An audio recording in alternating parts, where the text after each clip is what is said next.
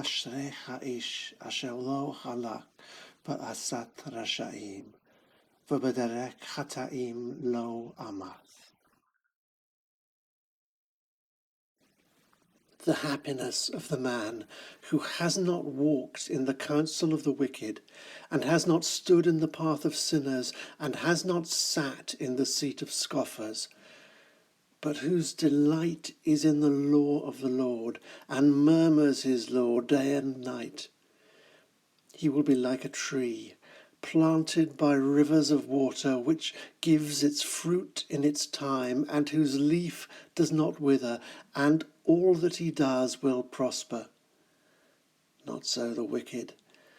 They are like chaff which the wind will scatter. Therefore the wicked will not stand in the judgment, nor sinners in the assembly of the righteous. For the Lord knows the path of the righteous, but the path of the wicked shall be lost.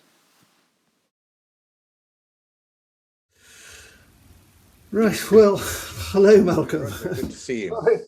We hope to film these on Aldborough Beach or somewhere like that, but I'm afraid circumstances have intervened. But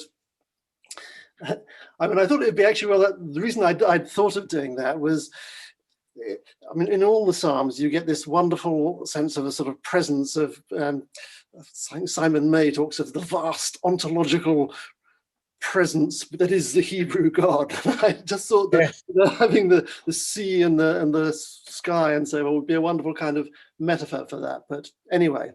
Yes, the whole Psalter is such an outdoor book. I once recited the Psalter aloud over the course of 5 days walking on the Cuthbert Way.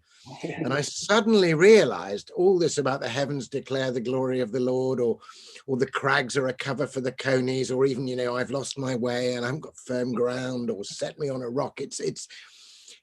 They're transfigured when you read them outdoors. Yes, no, I think that's true. Anyway, thank you for joining us for these conversations on the Psalms. The starting point of it has really been that during lockdown, unbeknownst to either of us, it turned out that both Malcolm and I were working on books about the Psalms.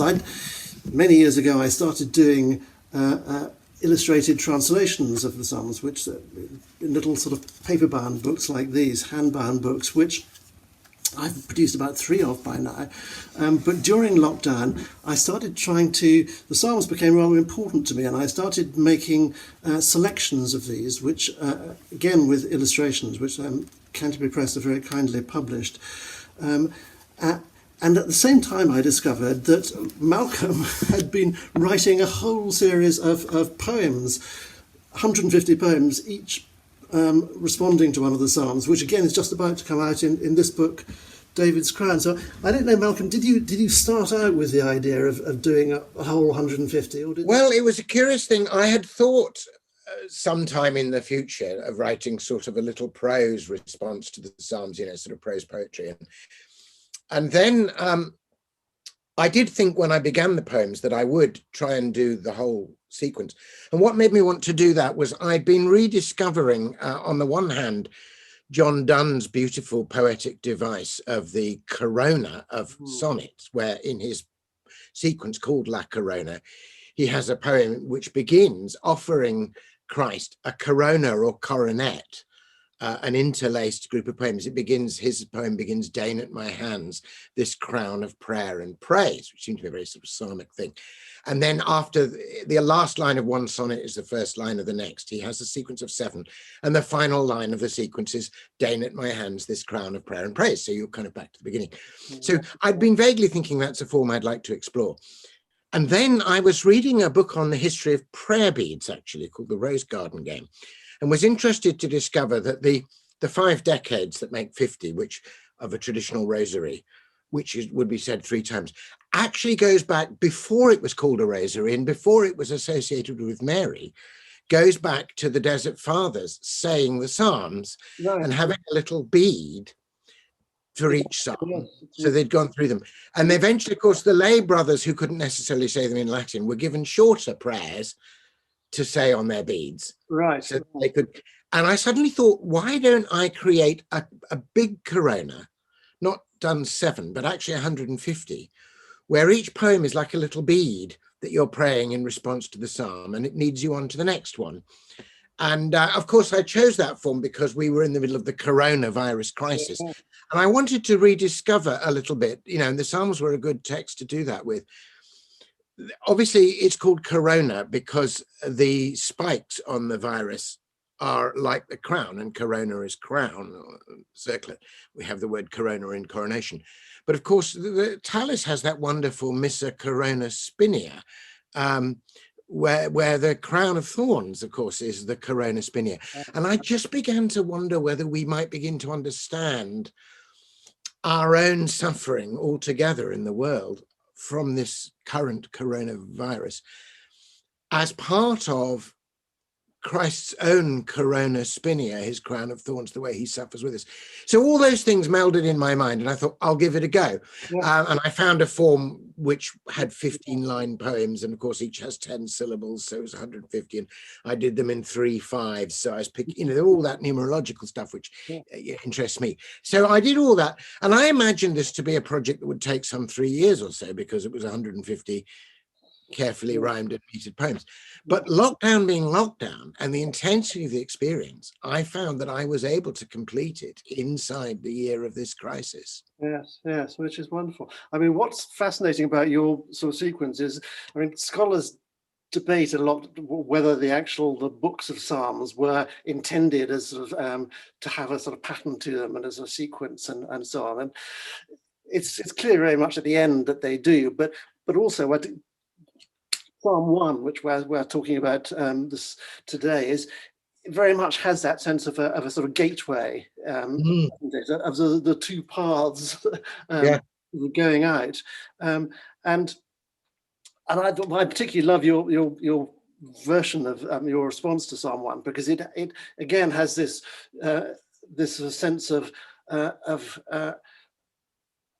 you talk about sort of breath, and it's almost you're sort of going somewhere. You're sort of starting on a sort of great sort of journey, and I mean the interesting thing to me in Psalm 1 is that it starts again with these two paths, and in a sense it's quite sort of simple, because there's the righteous and there's the wicked, and one path goes in one direction and the other path goes in the other direction. It has these great images of the tree for one and the chaff for the other.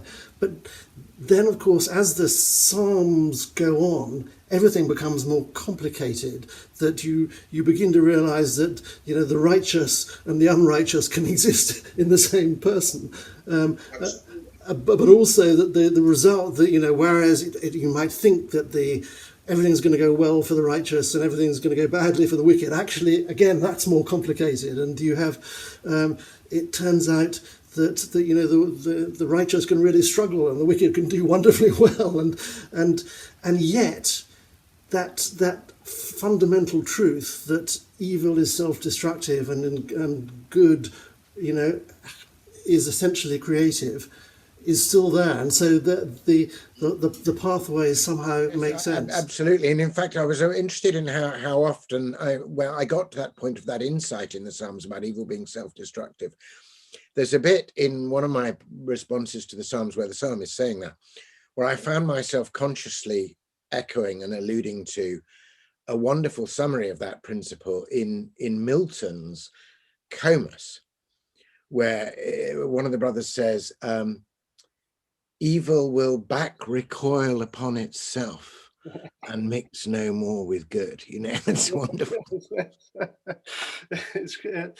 And it's I mean, you in your poem you very much sort of focus on the tree as this sort of fundamental, the tree, I think, is the guiding image.